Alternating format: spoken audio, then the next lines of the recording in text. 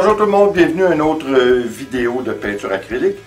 Cette fois, je vais refaire la technique du swipe, du balayage, à défaut de trouver un autre mot. Cette fois, par contre, j'avais l'idée de faire un build-up, c'est-à-dire faire une dégradation ou une gradation, regardez ça comme vous voulez. On va partir d'une couleur plus foncée et aller vers le plus pâle, le plus flash, le plus pétant comme couleur.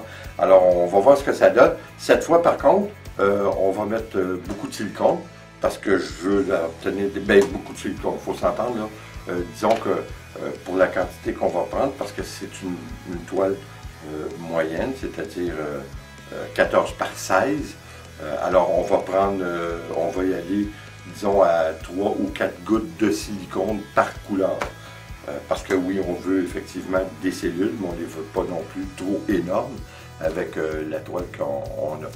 Alors, on va voir ce que ça donne. Comme je vous dis, on va faire un dégradé. Alors, on y va.